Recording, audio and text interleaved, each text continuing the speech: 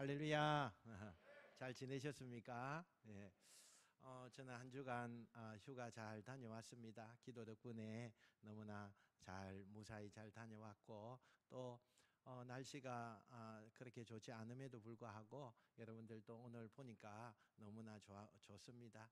오늘 날씨는 굉장히 화창한데 그 주간에는 비도 많이 왔다고 제가 이야기를 들었습니다. 어쨌든 하나님의 은혜가 우리 모두에게 임하여서 기쁨이 샘솟고 은혜가 나타나는 귀한 여러분 되시길 축원합니다. 오늘은 우리가 맥주 감사주일로 우리가 드립니다. 맥주 감사주일은 전반기에 하나님 앞에 우리가 감사하는 그런 시간이기도 합니다.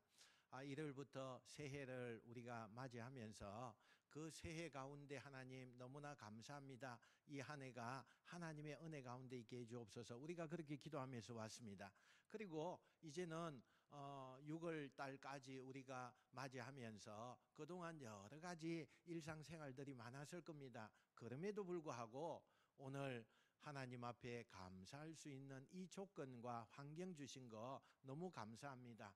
또 옛날에는 이제 보리추수를 해야 되니까 그 보리추수를 난 다음에 첫 수확을 하는 겁니다. 그래서 1년 중에 첫 수확을 하면서 첫 곡식단을 하나님 앞에 가지고 와서 하나님 이렇게 곡식이 열렸는데 하나님 감사합니다 하면서 하나님 앞에 제사를 올린 것이 맥주 감사주일이었습니다. 물론 각 밤마다 논마다 추수하는 시기가 다 달랐을 겁니다. 그러나 이제 오늘부터 시작해서 맥주 감사주일 2부터 시작해서 각자의 그 밭에서 논에서 거둬들이는 그 곡식을 자기들이 열매가 맺히고 아름답게 그것이 되어질 때에 그것을 베어다가 하나님 앞에 드리는 그런 행위가 되었습니다. 그래서 많은 시간 동안에 여러 가정에서 자기의 곡식들이 익어가면 그것을 첫 단을 들고 와서 하나님 이 첫 수확입니다 그러면서 귀하게 하나님 앞에 드렸을 때 하나님이 그것을 흡족하게 받으시고 사랑의 충만함으로 역사해 주셨다는 사실입니다. 제가 초등학교 다닐 때에 어떤 교과서를 읽다가 이런 이야기가 생각이 났어요. 여러분, 네덜란드는 잘 알다시피 육지가 바다보다 낮아요.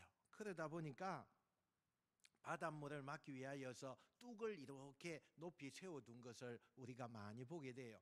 뭐 다 네덜란드라고 해서 다 그렇지는 않지만 지역마다 육지가 낮고 바다가 높다 보니까 그 바닷물이 순식간에 들어오면 그 마을은 거의 그냥 다 죽음을 맞이할 수 있다가 보니까 이제 그 뚝을 많이 이렇게 세워 놨습니다.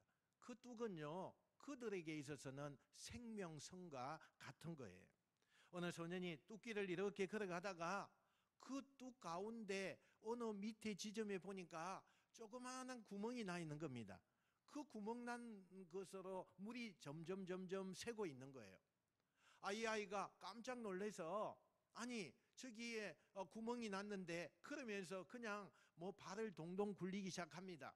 그러다가 자기의 손가락을 거기다가 집어넣어 봤어요. 그랬더니 물이 어느 정도 막히는 거예요. 그런데 이게 점점 시간이 되어지니까 마을까지 달려갈 수도 없고 갔다 오면 뚝이 무너질 것 같고 그러니까 이제는 점점 구멍이 커져서 자기의 그냥 팔뚝이 다 들어갈 정도로 이렇게 막고 있었어요.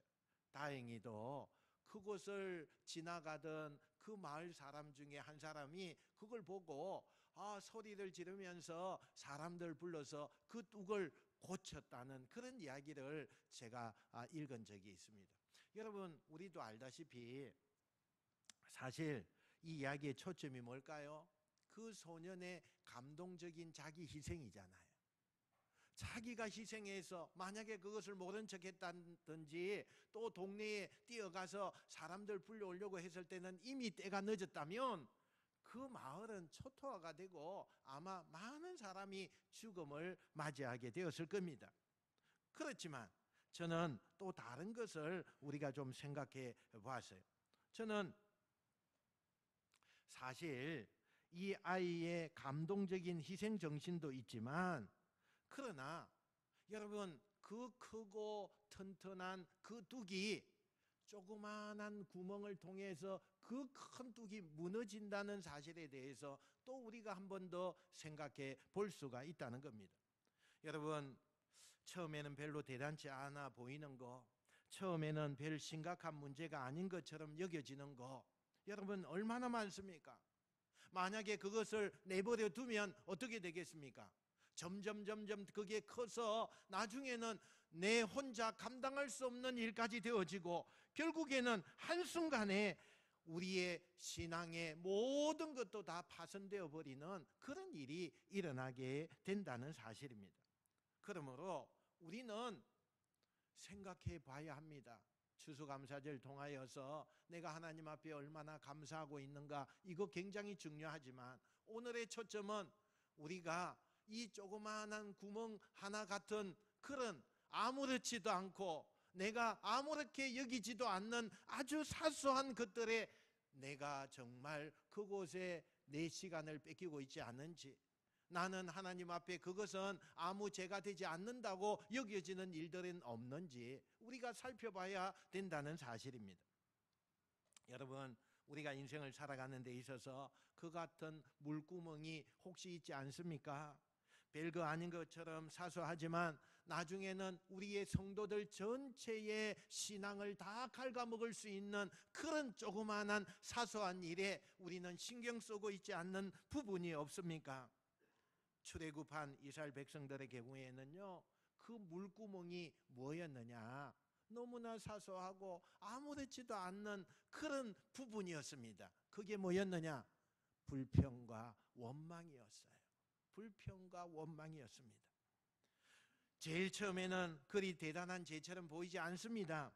오히려 그들의 불평과 원망은 그들이 처한 그 상황에서 절로 나올 수밖에 없는 환경이었습니다.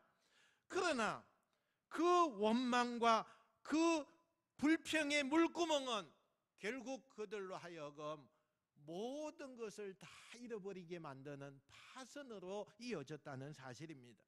그들은 전 인생의 그 둑이 무너져 버리고 신앙도 무너져 버리고 결국에는 파멸로 나아가는 것을 우리가 볼 수 있다는 사실입니다. 오늘 우리는 맥주감사주의를 맞이했습니다.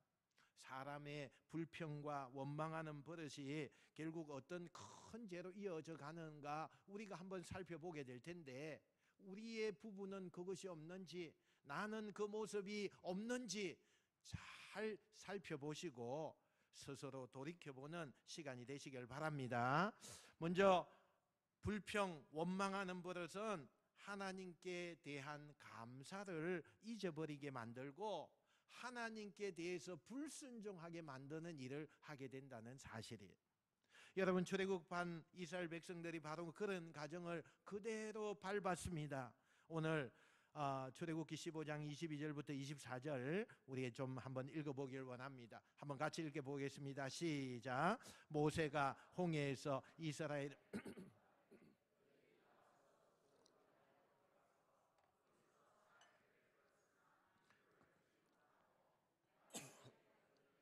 그곳 물이 있어서 마시지 못하였으므로 그 이름을 마라나 하였더라.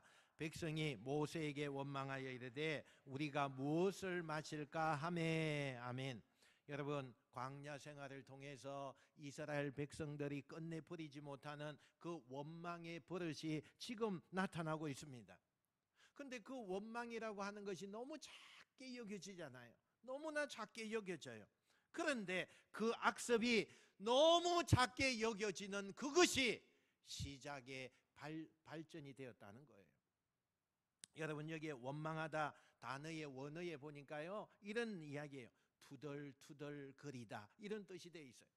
그러니까 무슨 악에 받쳐서 고함을 고래고래 질러서 화가 나서 그렇게 한 게 아니라는 거예요.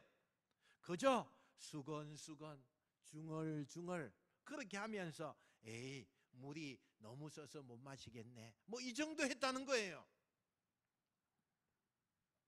그런데 가뜩이나 목이 마른 판에 모처럼 발견한 그 물이요, 써서 마시지를 못하니까 그것이요 정말 너무너무 작은 하나의 불평으로 일어나게 된 것입니다. 너무나 백성들이 아무렇지도 않은 듯이 그냥 입에서 줄줄 너나 할 것 없이 물이 있어서 못 마시겠어, 왜 이런 물이 여기에 있는 거야, 뭐 이 정도의 대수롭지 않게 줄줄 불평거리가 나왔습니다. 그 원망은요, 홍해를 건넌 후에 제3일 지난 후에 터져 나왔다는 거예요. 여러분, 바로 3일 전에는 그 큰 홍해를 건너는 역사가 일어났잖아요. 하나님이 그 출애굽할 때에 애굽의 그 군대들이 막 뒤에서 쫓아오고 앞에는 홍해가 큰 물결이 있었을 때에 어린아이로부터 어른에 이르기까지 몇만 명의 그런 백성이 그걸 어떻게 건너가요? 어떻게 건너가요? 그럼에도 불구하고 하나님께서 홍해를 갈라서 어린아이부터 어른에 이르기까지 다 건너게 했던 그 하나님의 은혜, 그 하나님의 능력을 봤잖아요. 그런데 그 능력을 본 지 3일 만에 그들의 입에서는 불평하고 원망하는 일들이 일어나게 되었다는 거예요.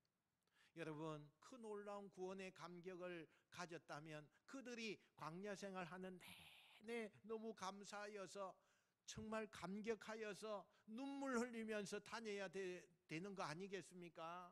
그런데 그들은 3일째 되는 날에 그 물이 없어서 조금 물이 썬맛이 난다고 원망하고 불평했다는 거예요. 여러분, 그런 어처구니 없는 원망에 대해서 하나님께서 어떻게 반응하십니까? 우리 15장 25절부터 27절까지 좀 길지만 한번 읽어봅시다. 우리 내용을 좀 살펴보면서 읽어봅시다. 시작. 모세가 여호와께 부르짖었더니 여호와께서 그에게 한 나무를 가리키시니 그가 물에 던지니 물이 달게 되었더라. 거기서 여호와께서 그들을 위하여 법도와 율례를 정하시고 그들을 시험하실세 이르시되 너희가 너희 하나님 나 여호와의 말을 들어 순종하고 내가 보기에 의를 행하며 내 계명에 귀를 기울이며 내 모든 규례를 지키면 내가 애굽 사람에게 내린 모든 질병 중 하나도 너희에게 내리지 아니하리니 나는 너희를 치료하는 여호와임이라.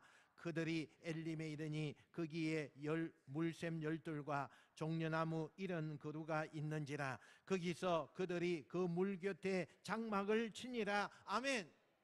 여러분, 그들의 첫 원망에 대해서 하나님께서, 여러분요 보세요, 한마디도 그들에게 나무라지 않았어요. 꾸중하지 않았어요. 아무 벌도 내리지 않았어요. 그 대신에 그저 물을 달게 만들게 하시고 그들에게 마시게 해주시고 또 이어서 큰 오아시스가 있는 곳으로 인도해내는 것을 우리가 보게 돼요. 하지만 그런 가운데 하나님께서 의미심장한 말씀을 하고 계세요. 여러분 오늘 말씀을 읽으면서 그것을 발견했나요? 그게 이렇게 되어 있죠. 여호와께서 그들을 위하여 법도와 율례를 정하시고 그들을 시험하실세, 이렇게 되어 있어요. 여러분, 그 큰 구원을 체험하고도 며칠 지나지 않아서 작은 일에 불평하는 그 이스라엘 그 백성을 보면서 하나님께서는 그 같은 사람들이 과연 앞으로 나의 말씀에 순종할까? 앞으로의 힘든 일은 많아질 텐데 과연 나를 배신하지 않고 하나님을 의지하는 그 믿음이 강력할까? 그래서 어떻게 해요? 시험한다는 거예요. 시험을 한다고 말씀해요. 그 여부에 대해서 테스트하겠다는 거예요. 원망 잘하는 사람이 과연 하나님의 말씀에 순종할 수 있을까요? 이것은 과거 이스라엘 백성들뿐만 아니라 오늘날의 교인들에게도 의미심장하게 우리에게 말씀하고 있는 것입니다. 그 테스트는 곧이어서 만나 사건에서부터 테스트가 시작되어지는 것을 보게 돼요. 우리 16장 4절요 한번 읽어봅시다. 16장 4절 시작. 그때에 여호와께서 모세에게 이르시되 보라, 내가 너희를 위하여 하늘에서 양식을 비같이 내리리니 백성이 나가서 일용한 것을 날마다 거둘 것이라. 이같이 하여 그들이 내 율법을 준행하나 아니하나 내가 시험하리라. 아멘. 하나님께서 이스라엘 백성들에게 이제는 식량을 통해서 테스트해 보겠다, 시험해 보겠다, 그들을 위하여 제1차 테스트가 두 가지 규례를 모세가 명하고 있다는 거예요. 그것이 뭐냐? 매일 거두는 만나를 누구든지 아침까지 남기지 마라. 아침까지 그거 남겨두지 말라. 이게 첫 번째. 그 다음에 두 번째는 뭐예요? 제6일째 6일째 되는 날에는 너희가 두 배로 거두어라. 두 배로 거두어라. 다음 날이 안식일이기 때문에 두 배로 거두어라. 그렇게 말씀을 했어요. 여러분, 그 테스트의 결과는 어떻게 나왔을까요? 어떻게 나왔을까요? 그들이 다 하나님의 말씀에 순종하여서 한 사람도 다 어기지 않고 다 준행하였더라. 이렇게 나왔을까요? 아니에요. 우리 첫 번째 규례의 순종 여부에 대해서 본문 16장 20절 한번 읽어봅시다. 16장 시작. 그들이 모세에게 순종하지 아니하고 들으는 아침까지 두었더니 벌레가 생기고 냄새가 난지라 모세가 그들에게 노하니라. 아멘. 보세요. 첫 번째 순종의 여부는 불순종이었어요. 그럼 두 번째는요? 두 번째 순종 여부는 어떻게 돼요? 16장 27절 28절요. 27절 28 시작. 일곱째 날에 백성 중 어떤 사람들이 거두러 나갔다가 얻지 못하니라. 여호와께서 모세에게 이르시되 어느 때까지 너희가 내 계명과 내 율례를 지키지 아니하려느냐. 여러분, 그들 중에 많은 사람들이 하나님이 의도적으로 실시하는 그 테스트, 그 시험에 통과하지 못했다는 거예요. 대부분의 백성들이 다 불평하고 원망하고 그거 별 의미 없이 생각했어요. 그러나 그것은요, 아주 위험한 물구멍이입니다. 원망과 불평하는 마음은 반드시요 감사와 감격을 깎아먹어요. 원망하고 불평하는 시간이 많으면 반드시 그 시간이 많아질수록 감사의 시간은 적어진다는 거예요. 그게 우리의 삶 가운데 나타나고 있어요. 그래서 이미 베풀어 주신 은혜에 대해서는 아무 영적 감각이나 반응이 일어나지 아니하고 그 대신에 무엇으로 자기들에게 조금만 부족한 것이 있으면 원망이 나타나고 불평이 나타나서 감사하는 시간이 점점 작아지는 것을 우리가 보게 돼요. 여러분, 이런 분 많죠? 툭하면 불평을 잘하는 성도, 뜨겁게 감사하며 그 얼굴에 기쁨이 넘치는 그런 현상, 그 사람에게 나타나는 거 보셨어요? 교회 생활 같이 하면서도 정말 별것 아닌 일 가지고도 늘 뒤에서 중얼중얼 불만을 토하는 교인치고 진심으로 주님의 은혜에 감격하는 그런 부분 보셨어요? 결코 그럴 수 없는 것이 그 불평과 원망하는 마음이 감사하는 마음을요 자꾸 갉아먹어 버리기 때문에 완전히 감사의 조건이 없어지는 거예요. 또한 그런 마음과 버릇은요 이제 하나님의 말씀을 불순종하는 쪽으로 점점 나아가게 만들어 버려요. 여러분, 감사라는 것은 은혜 제대로 받은 성도의 가장 기본적인 그 방법 아닙니까? 그것조차 없다면 이미 곁길로 빠져가고 있다는 것을 우리는 느껴야 돼요. 그래서 감사 없는 마음은 잠언 30장 15절에 보니까 그 머리에 두 딸들이 달라고만 하면서 족한 줄 알지 못하는 그 욕심만 남게 되어 있다는 거예요. 바로 그 욕심이 사로잡히면 하나님의 말씀을 불순종하는 것도 아주 간단하게 행하는 것을 보게 돼요. 내가 생각하고 하나님의 말씀을 묵상하고 하지 않아요. 그냥 말씀에 불순종해 버리는 거예요. 한 호멜씩 거두고 아침까지 남겨두지 말라. 하나님이 그렇게 말씀하셔도 남보다 더 많이 거둬야 된다. 욕심이 그 가운데 넘치는 거예요. 안식일을 위해서는 6일째는 미리 거두고 제7일에는 나가지 말라. 하나님이 분명히 말씀함에도 불구하고 오히려 그 기회에 남보다 더 많이 거둘 수 있다고 그 안식일에 나가서 거두려고 하는 그 욕심, 우리가 다 가지고 있는 거 아닌가요? 하나님이 오늘 그걸 우리에게 생각하라고 말씀하고 있는 거예요. 여러분, 감사 헌금은커녕 11조도 하지 않는 집사님들이요 재직계 석상에서 제일 말이 많아요. 주일 성수도 제대로 하지 아니하고 수요 예배도 나오지 않고 돈벌이에만 바빠서 그 교인들이요, 그런 교인들이 평소에 교회에 대해서 불평하고 불만을 가지는 그런 성도들이 얼마나 많은지 몰라요. 자신의 입에서 매사에 불평하는 말이 아주 쉽게 나오게 되면 그만큼 하나님께 돌려야 할 감사가 없어지는 거예요. 자기 마음속에 원망하는 마음만 끝없이 나타나요.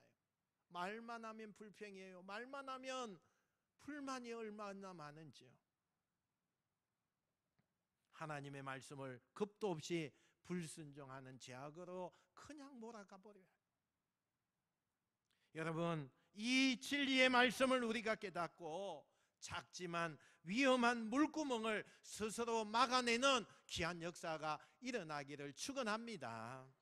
두 번째는 불평 원망하는 버릇은 하나님의 선하심을 의심하는 결과로 이어져요. 결국에는 불신과 배교까지도 자라나게 됩니다. 바로 이스라엘 백성들이 이 과정을 따라가게 됨으로 말미암아서 그들 중에 대부분은 광야에서 다 죽었어요. 불평과 불만이요, 그들을 파멸의 길로 이끌어 갔다는 거예요. 여러분, 두 번째 원망이 뭡니까? 출애굽기 16장 1절부터 3절 같이 한번 읽어봅시다. 시작.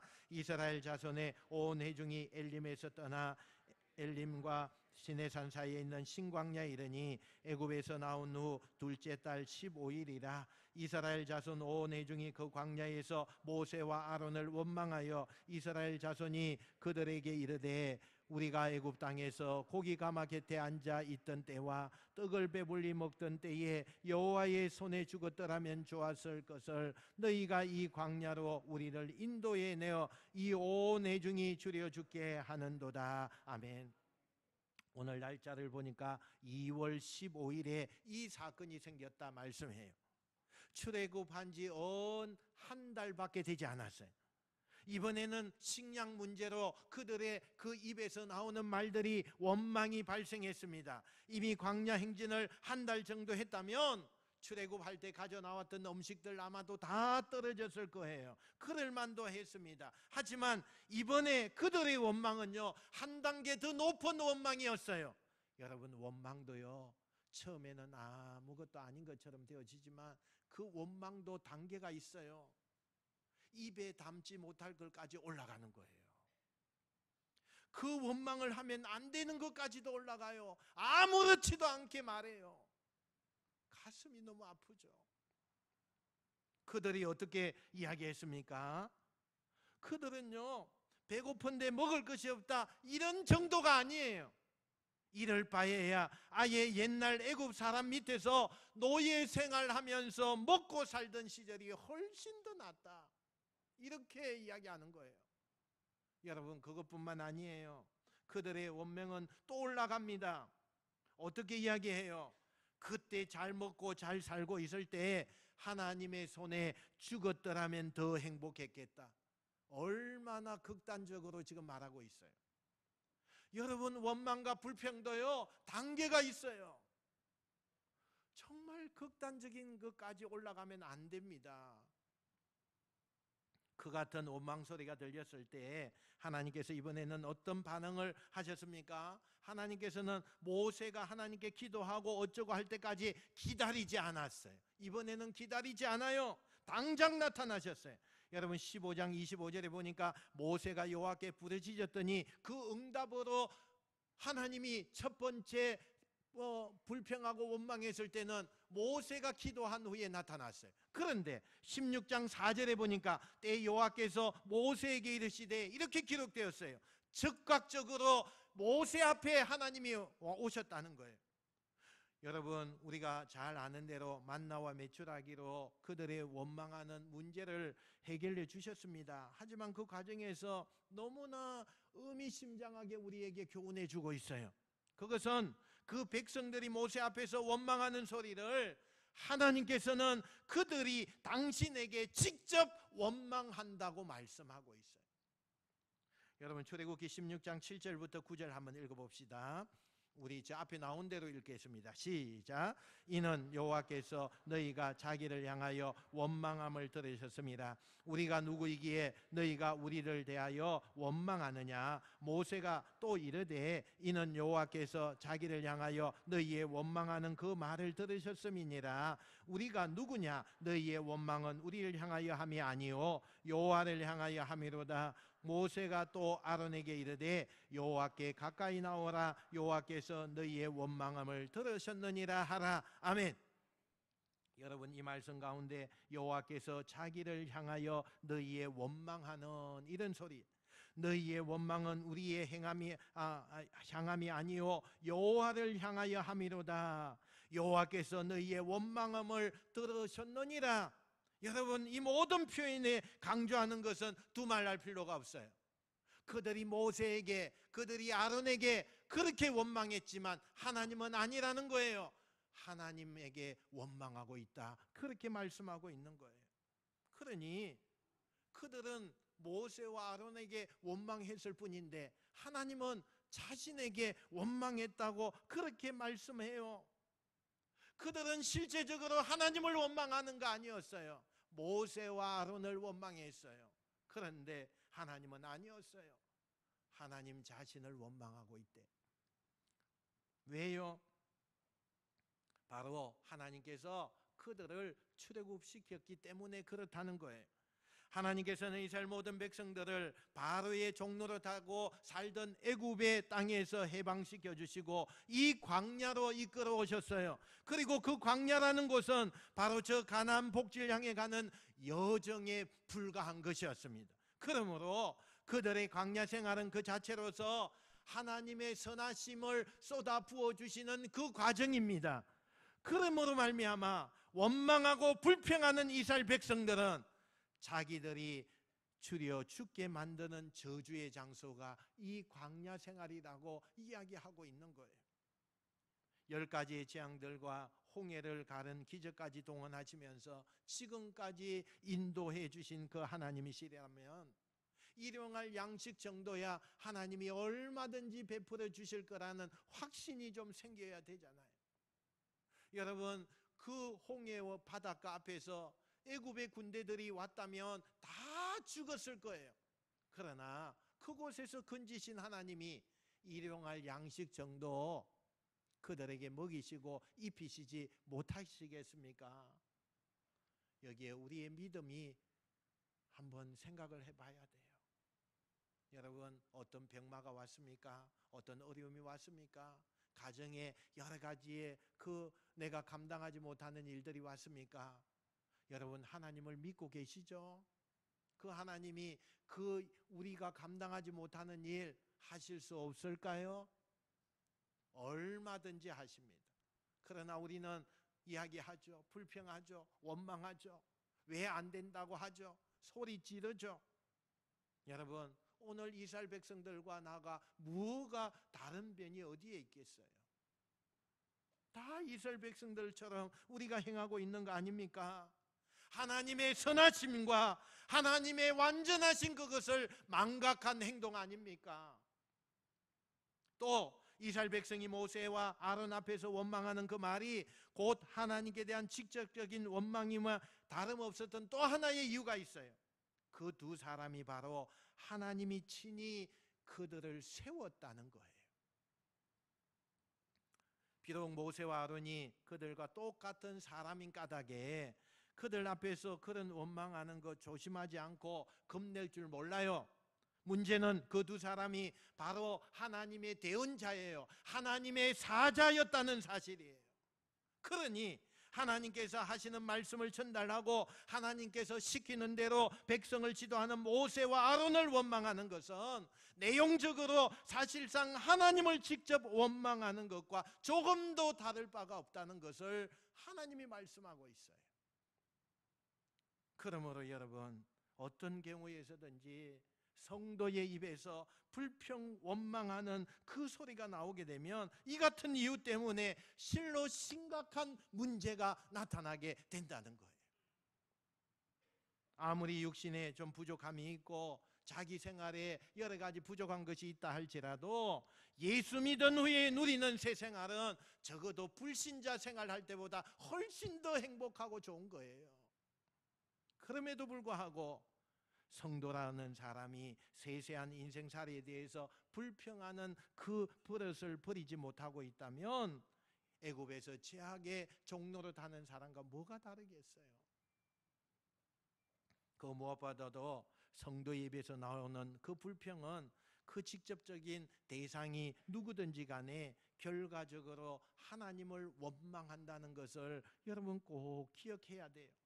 특히 교인들이 교육자에 대하여서 불평하는 말을 정말 삼가해야 돼요. 담임 목사에 대해서는 그래도 예의를 지킬 줄 알면서도 부목사에 대해서는 조금 더 조심하지 않고 그렇게 말을 함부로 하는 때가 얼마나 많은지 몰라요. 여전도사들에 대해서는 아예 마치 자기가 부리는 사람이나 되는 것처럼 제멋대로 비난하고 악소문을 퍼뜨리는 그런 일이 얼마나 많은지 몰라요. 조심하셔야 돼요. 부교육자에 대한 악담은요, 그 부교육자를 임명한 담임 목사를 비난하는 것이고, 그 목사에 대한 불평은요, 바로 기름 부어 세우신 하나님께 대한 그 불만이에요. 원망이에요. 그걸 우리는 꼭 기억하셔야 돼요. 이것이 목사 자기 입장을 세우고 자기 건의를 세우려고 제가 지금 이야기하는 것이 아닙니다. 모세와 아론이 백성에게 무슨 변명하기도 전에 하나님이 당장 오셔서 말씀하시고 교훈해 주시는 거예요. 우리의 마음속에서 함부로 원망하는 말이 계속 흘러나온다면 결국 그것은 하나님의 선하심을 불신앙하고 하나님께 정면 도전하는 반역의 행동이라는 것을 우리는 꼭 기억해야 돼요. 결국에는 작은 물구멍이요, 이제는 큰 뚝을 다 무너뜨리게 만드는 그런 일이 일어나게 된다는 사실을 우리는 기억해야 합니다. 사랑하는 성도 여러분, 불평하고 원망하는 버릇은 건강한 신앙생활을 해치는 거예요. 그것은 보통 생각하는 것보다 더 훨씬 더 심각해요. 우리가 가지고 있는 생각보다 훨씬 더 커요. 치명적인 병이 됩니다. 그래서 사도 바울은 고린도전서 10장 10절부터 11절에 이렇게 말하죠. 한번 읽어봅시다. 시작. 그들 가운데 어떤 사람들이 원망하다가 멸망시키는 자에게 멸망하였나니 너희는 그들과 같이 원망하지 말라. 그들에게 일어난 이런 일은 본보기가 되고 또한 말세에 만난 우리를 깨우치기 위하여 기록되었느니라. 아멘. 이스라엘 백성들이 끝내 가나안 땅에 들어가지 못하고 원망하고 불평하다가 그 작은 물구멍, 이거 아무것도 아니겠지, 그렇게 느끼다가 결국에는 뚝 전체가 다 터져서 그들은 멸망하는 곳이 광야였어요. 그곳에서 다 죽어나갔어요. 그 광야의 백성들이 당하는 일을 오늘날 우리는 거울로 삼고 자신을 경계로 삼아서 신앙생활을 하라고 말씀하고 있는 것입니다. 혹 우리의 마음에, 아니 우리가 진짜 마음으로는 혹 그렇지 않다 하더라도 우리의 입술에 그와 같은 중얼거리는 버릇이 없습니까? 우리의 육신 생활에 조금 모자라는 것, 조금 마음이 차지 않는 것을 두고 가볍게 투덜투덜 거리는 불평거리의 버릇이 없습니까? 누구라도 그런 경우를 당하면 의뢰할 수밖에 없는 불평, 심각한 죄라고 불리우기에는 너무나 작은 것을 나도 지금 내 입술을 통하여서 투덜거리고 있는 부분은 없습니까? 교회 앞에서 또 교인들 앞에서 말하지 않는다 할지라도 자기 마음속에서만이라도 그런 불만이 가득 찬 작은 중얼거림이 없습니까? 작은 물구멍이라고 방심하지 마세요. 오늘 우리가 맥주감사주의를 통해서 정말 다짐하셔야 돼요. 조그마한 불만, 원망, 이거 그것으로부터 멸망이 되어지는 거예요. 악에 바쳐서 고함치는 원망이 아니라도 하나님이 듣고 계시는 겁니다. 하나님이요, 그 불평뿐만 아니라 하나님께 변명하려고 하지 마세요. 그처럼 입에서 원망이 쉽게 나오고 있다면 이미 그 심령은 하나님의 선하심에 대하여 의심하는 마음으로 가득 차 있고 점점 더 하나님을 불신하고 배교하는 일까지 나타나게 된다는 사실이에요. 사랑하는 성도 여러분, 내가 신앙이 자라지 못하는 이유가, 내가 축복을 아직 맛보지 못하는 이유가 혹시 불평하는 내 입버릇 때문에 그렇게 되지 않습니까? 한번 돌아보셔야 돼요. 이제는 내 입술에서 불평과 불만이 아니라 감사가 나와야 돼요. 내 입에서 어떤 조건이 나에게 맞지 않는다 할지라도 감사하셔야 돼요.